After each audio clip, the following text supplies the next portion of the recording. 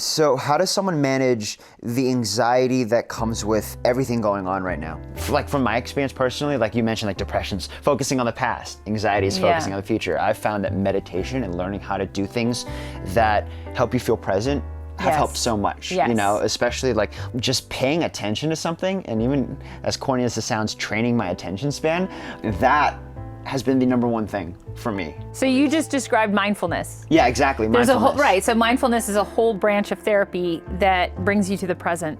Even for a panic attack, it's the best tool for bringing people back. So we do a thing called 5 senses, for example. For when you have a panic attack, you say like, name 5 things you can see, and then do 4 things that you can touch, 3 things that you can hear, 2 things that you can smell, and then 1 thing, what does your mouth taste like? And so you kind of go through the senses, and in that process of thinking through the numbers and the senses, it brings you to the now. So you were just describing mindfulness, meditation, listening to music, being intentional. Even a meal should be more intentional, right? Like sitting down, turn off the TV, take some time and just eat a meal. Yeah, and it doesn't even matter that much like what you're actually doing. It's the process of becoming present and like reaching that state of, I guess, flow is how a lot of people describe it. Yeah.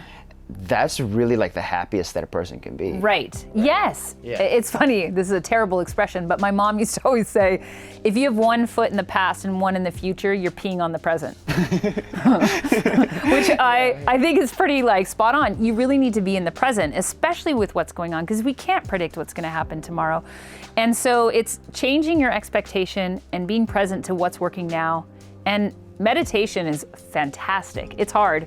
It's harder than you think. You know, they say to start, do 4 deep breaths where you count. We call it 7-11s, where you do 7 in and 11 out. And do 4 of those. You will find that getting to 4 can be hard because you get distracted. You get so hard on yourself, like, oh, this is not the right way to meditate. Wait, which one was I on? Was it 3rd or 4th? And like people get distracted. But that's a basic, just do 7-11s, 7 count in and 11 count out. So in your nose, out your mouth, and just get focused. Get a tiny rock or a pebble or an earring or whatever. Put it in your hand and just focus on it. Even just like staring at things. I had a lot of people who were really anxious about COVID. Some of my clients really super anxious. And one of the things I would say is, are you okay right now? Yeah. Are you loved right now? Yeah. Are your loved ones sick right now? Now, some people can't answer that yes, but most people can say yeah. And so being aware of like just the basics, right? Like, how are you right now? Are you alive right now? Are you being hurt right now? And kind of getting yourself into the present, like you said, and kind of just being intentional to connect with the present and empower yourself. Yeah. And that's why I think it's so beautiful to spend time in nature, especially now when you just go out alone, is because when you just like look at trees and you look at like plants, you know, or even just nature, it kind of just like exists. And when you're there long enough to kind of forget what's going on back at home or back at your job or whatever, you realize like I could have had the worst life or you know, the worst life experiences or the best life experiences leading up to this point. You know, no matter what, if I sit here long enough, like doesn't actually matter what's going on around me. I'm sitting here staring at a tree and it feels okay, you know, and you just know that like if you can always get back to that point where everything kind of just disappears and you're focusing on this thing, like nothing can really touch you. If you're sitting at the computer and your cat suddenly lays down on your keyboard, take a minute. Be with the cat.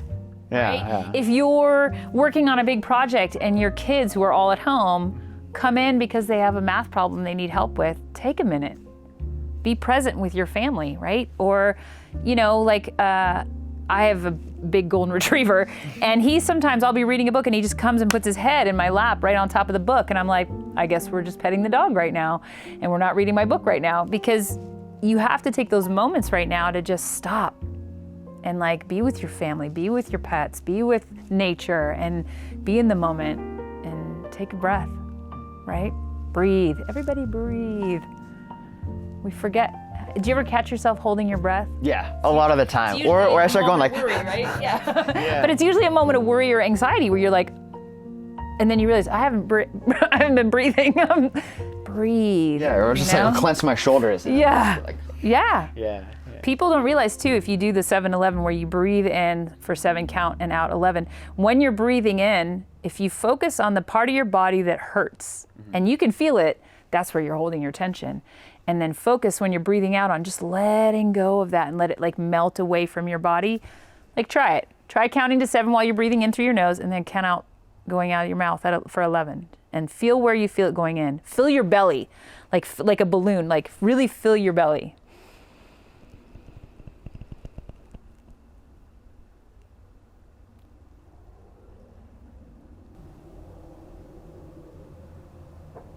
Where did you feel it? Yeah, all of a sudden I feel like lower back, like the inside of my shoulders. Like right, so I felt mine up here, like right here, and you realize I'm holding that tension. Yeah, you don't even notice it until you take a second to pay attention. So if you breathe in and you feel where it is, you focus on that part of your body and just melt it away. And it's amazing. A lot of people, they're surprised that they're holding their temples tight. Even like their scalp. Their scalp, right? Yes, it's crazy. Yeah. And everyone, it's a different place. And it's your body, like when you're hungry, your stomach growls. This is your body telling you, relax. Yeah. And so, when your stomach growls, you eat. Yeah.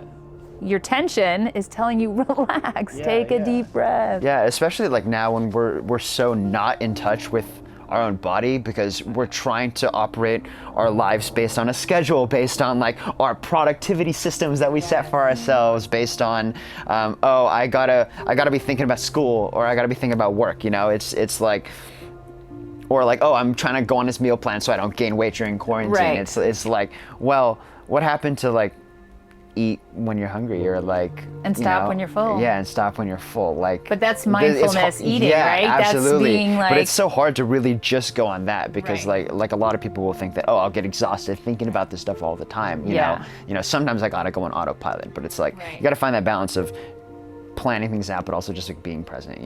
So yeah, awesome. So do you have any last like things you think, any last like closing statement or anything? I think that people need to turn off the news.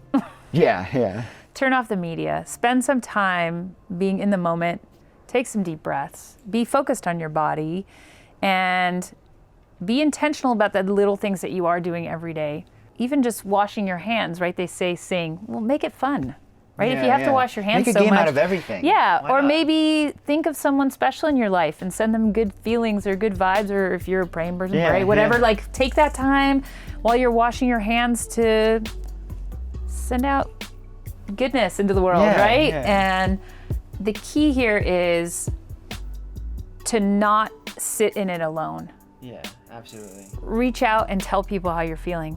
I feel foggy brained. I feel lost. I've been thinking about death. I've been worried about this virus, or I'm angry, or I'm frustrated, or I'm sad. And these are all signs of like, you need to talk to someone, whether it's a friend or a therapist or your parents or anything.